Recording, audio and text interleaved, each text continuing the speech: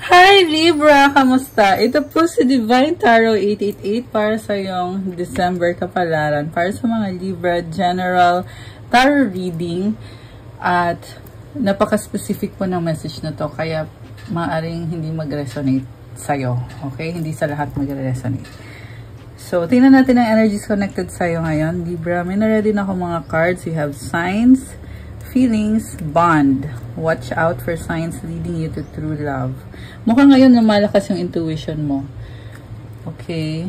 So, nakakakita ka ng mga signs connected sa emotion mo or sa nararamdaman mo. Connected dito sa taong to. And, may bond na kayong dalawa at this can be a soulmate connection.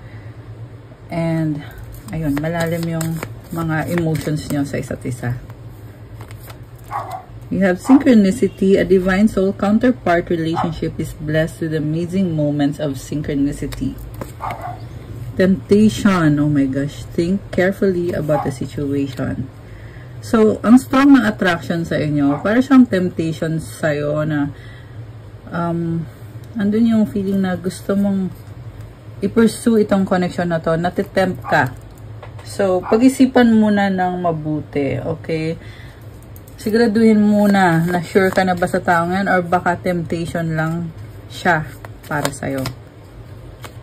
Labyrinth, even when you feel lost, there is always a way through the labyrinth.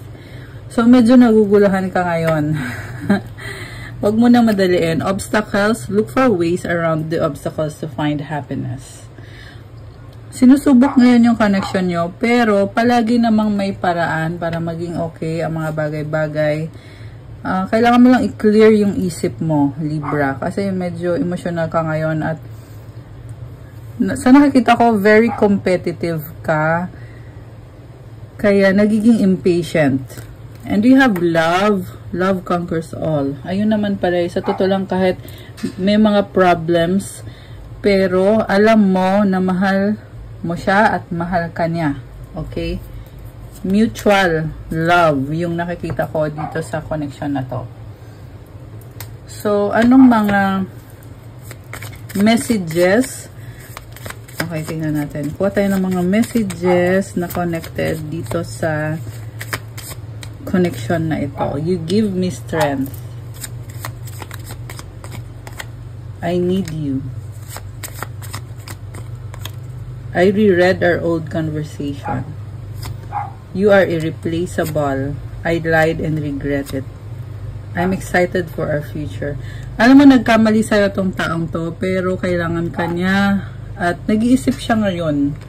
Pinag-iisipan niya yung mga nangyari sa inyo at na-realize niya na ibang-iba ka. You are irreplaceable. So, kung may nagawa man siya or nasabi man siya na hindi mo nagustuhan or hindi maganda yung nasabi niya, pero gusto niya mag-move on at kalimutan na yon kasi excited na siya para sa future ninyong dalawa. So, kailangan ka nitong taong to. I need your time and commitment. Okay. So, gusto kong tingnan from the tarot. Wait. Ito. Ano bang feelings nitong person mo sa'yo? Okay, tingnan natin. Excuse me. Okay. The Emperor. Okay, ano naman ang feelings mo sa kanya? Oh my gosh! The Empress. Oh my gosh, guys!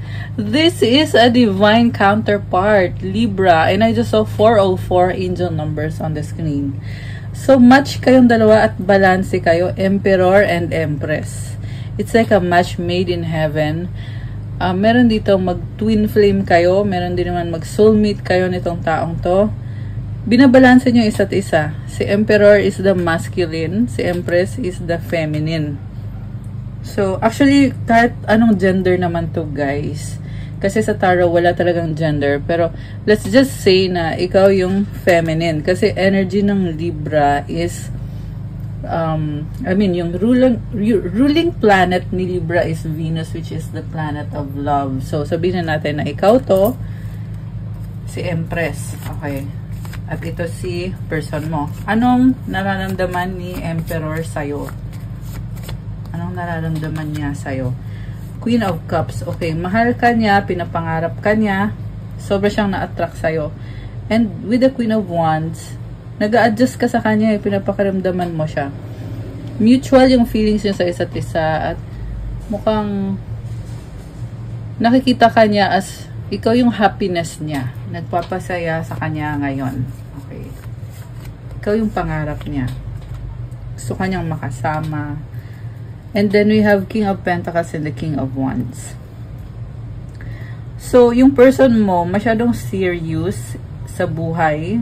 Focus masyado sa trabaho, sa career, finances, stability. Baka may kang Earth sign, Capricorn, Taurus, Virgo, malakas dito ang Aries, Water signs, Cancer, Pisces, Scorpio. Fire signs, Aries, Leo, Sagittarius. So, kahit naman anong sign pwede. Meron din dito ang Libra, tsaka Taurus. So, nakikita ka niya as parang mahihiyain ka. Parang nahihiya ka sa kanya. Okay?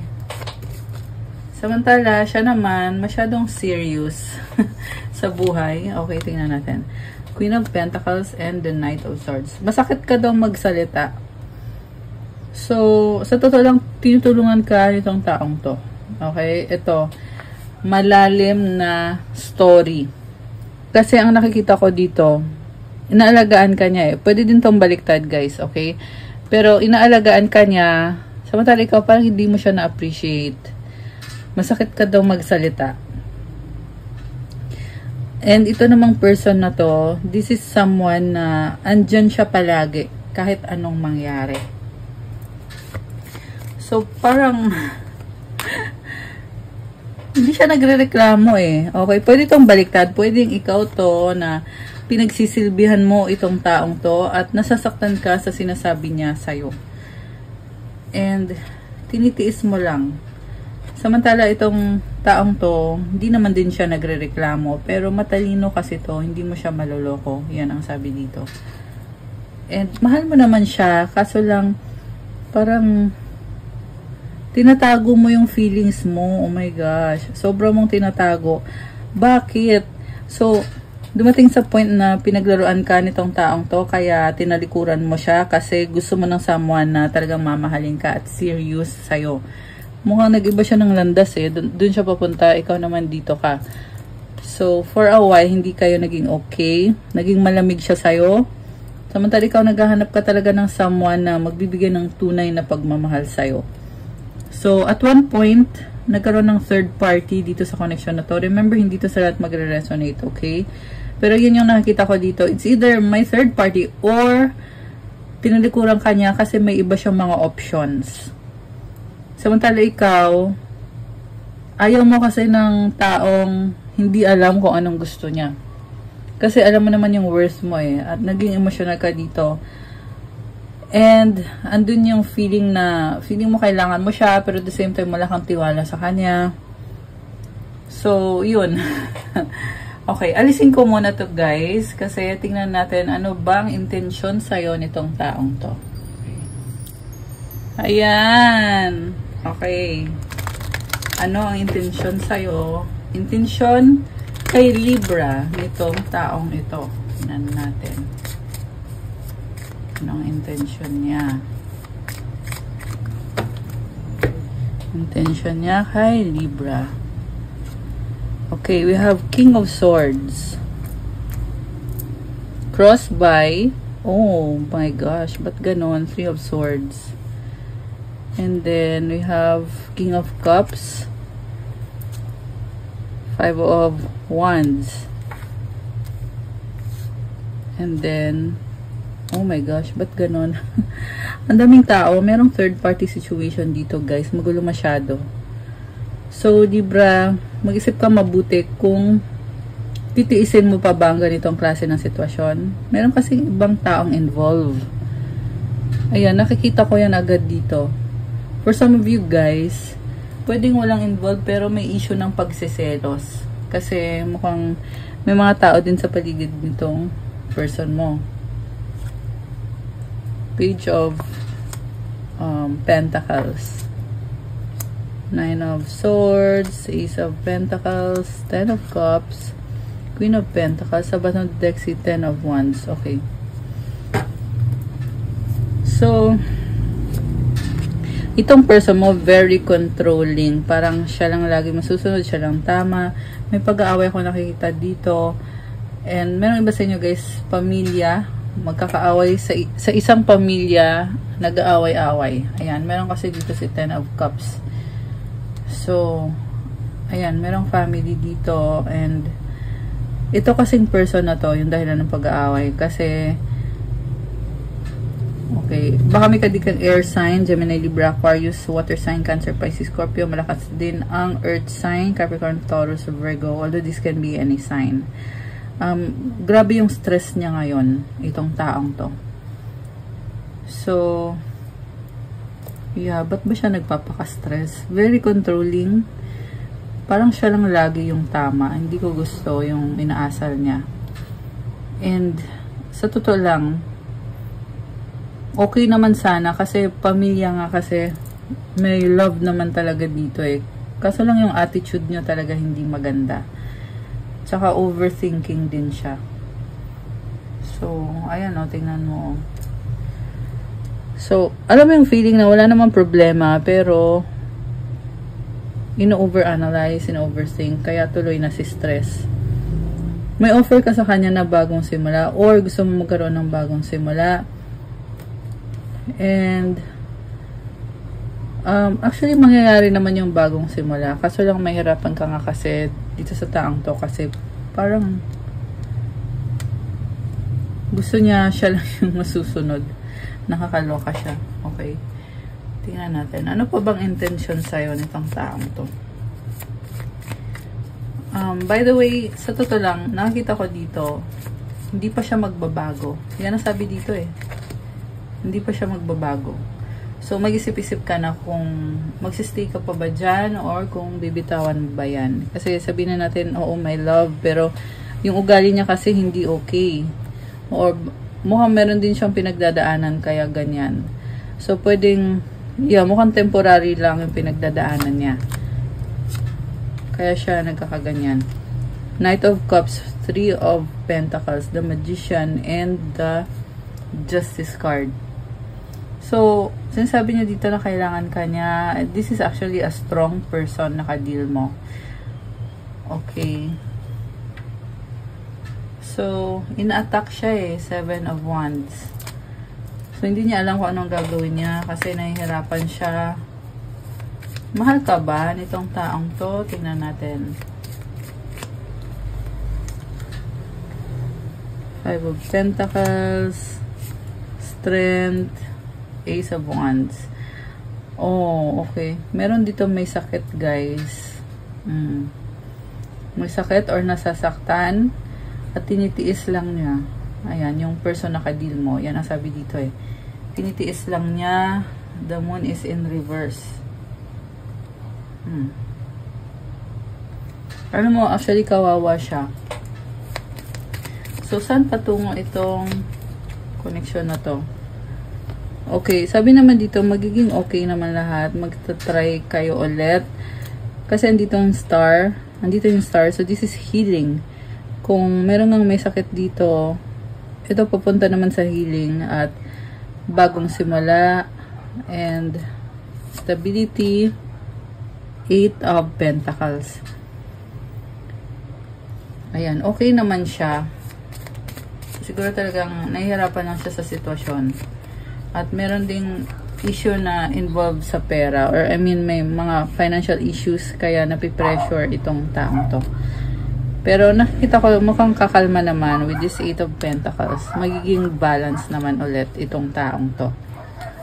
Okay, Two of Swords, Three of Cups, and then ano to, the Hermit. Okay.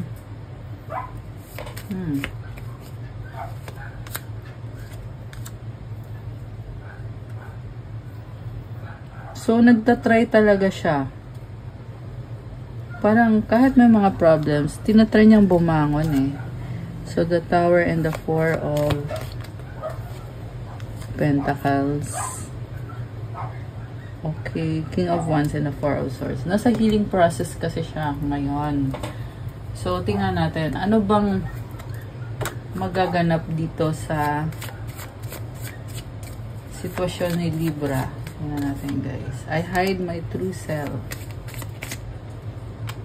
You are my peace. Being near you is intoxicating. I need you to be away from me. You give me strength. I hope you're okay. Lack of communication. I cry at night. I need you to make the first move. People don't believe in me. Medyo madrama siya at emotional siya ngayon. Let's fix things. Pero nakikita ko kasi sa kanya, andyan lang siya eh. Ayun o, challenges, obstacles. So, kahit may mga challenges, pero andyan lang siya. Okay? Hindi siya mawawala. King of Wands and a Queen of Wands. So, eventually, mag-a-adjust siya. Hopefully, magiging okay na kayo kasi this is someone na hindi siya gi-give up. May sense of responsibility siya. Kung kayo ay committed sa taong to, nakikita ko andun yung accountability niya sa sitwasyon. Mahal ka naman niya, sabi dito. Emperor, Queen of Pentacles, King of Cups. Na-appreciate niya kung ano yung binibigay mo sa kanya. Okay? Grabe, ang lalim naman ito. Parang nakakaiyak. Okay, King of Swords, Queen of Swords, and the Knight of Wands, the Empress.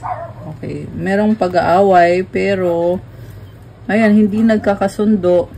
Pero, yes naman, sabi naman dito, mahal ka naman itong taong to. Temporary lang yung mga problems na pinagdadaanan ninyo. At sana nga, maayos nyo na to.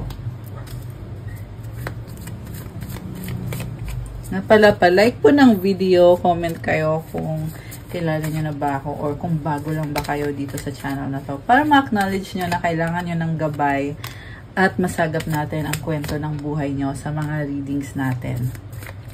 Okay. So, telepathic boundaries moment. Close soul connections are harmoniously synchronized, creating moments of telepathy. Having sensible boundaries is important. Think of a special moment that brought you so much joy with your partner. Admire. It's time to think of everything that you admire in your partner. Okay, you can read each other's minds, pero may mga boundaries. Moment, admire. Okay, strong attraction between you and this person. Anong advice ng mga angels mo sa'yo? Tingnan natin. Advice ng mga angels ni Libra. Okay, isa lang. Okay. 000 guidance, and I just saw 919 angel numbers on the screen. So you have the full support of the divine. The guidance you are seeking is here, and your life is moving in the right direction. It's the start of a new beginning, where one cycle ends, a new begins. Affirmation: I trust in the magic of new beginnings. I feel the support and guidance that is all around me. Alam mo, may bagong simula para sa'yo, at sinusuportahan ka ni God. So, mag-pray ka palagi, magpasalamat ka sa support na binibigay sa'yo. Sabi naman dito, nasa tamang direksyon ka, nasa tamang landas ka. Okay, isa pa nga. So, 1717, self-reliance. Time has come to rely on your knowledge, your wisdom, and your ambition. You have an important soul mission and life purpose. Leaning onto your inner strength will allow more of your path to unfold ahead. Okay, you have yourself. I mean, parang feeling mo siguro mag-isa ka. Pero malakas ka eh. At sabi dito, magpatuloy ka lang kasi malayo pang mararating mo. May mission ka sa buhay. Meron kang life purpose. At yung affirmation, okay, so to clean this beautiful energy, comment nyo yung affirmation. As I take leadership of my life brings a flow of good fortune and good blessings. Oh my gosh. So, there's no need to worry kahit ang daming challenges, pero merong swerte at blessings. Mensahe galing kay Universe para kay Libra. Okay, so dalawang mensahe. I let go of the shadow of the past by seeing someone for the first time with the eyes of love. So, kung ano yung nangyari nung nakaraan, tapos na yon. And sinasabi sa'yo na tingnan mo ulit yung sitwasyon ng may pagmamahal. Siguro kasi masyado kang naging logical, kaya sinasabi sa'yo na gamitin mo din yung puso mo. And I just saw 1, 2, 3 angel numbers. Oh my gosh. So, may progress. You're one step ahead. So, magpatuloy ka lang, Libra. Tingnan mo yung sitwasyon ng may pagmamahal. I surrender to a power greater than me. So, andyan si God, hindi mo kailangan problemahin yung mga bagay-bagay. Instead, release, let it go. Ibigay mo yan kay God. Kasi mararamdaman mo yan, pag na-release mo na yan, mararamdaman mo na gumagaan. So, you really have to trust God and to pray, have a relationship with God, para ikaw mismo assured ka na yes, andyan si God, yes, tinutulungan ka niya, marami siyang blessings na binibigay sa'yo. Be grateful. Okay? Yeah, the more kasi na-grateful ka, the more din na binibigyan ka ng favors, blessings, at kung ano yung hinihiling mo, talagang tinutulungan ka. Ayan. Okay, guys, that's what I have for you, Libra, for your December. Oh, I just saw 1, 2, 3, 4 angel numbers. Grabe. So, it's really telling me na magpatuloy ka lang kasi simula na to ng bagong cycle para sa'yo. I love it for you. Oh my gosh. Hindi ko na-expect yung ganitong message. I love it. So, comment kayo dyan kung nag-resonate ba or kung sino dito yung mga nag-resonate. Thank you, Libra. O, kung kailangan nyo ng private reading, message nyo ako sa Viber or sa WhatsApp. Para sa mga gusto ng one-on-one session with me, it's video call and may bayad. Yes, meron. So, again, message nyo ko sa Viber or sa WhatsApp. I-click nyo yung description box. Andyan po nakalagay yung mga details ko. Thank you, Libra. Have a good day. God bless you. Stay safe. See you again soon. Love you guys. Good night and God bless. Bye!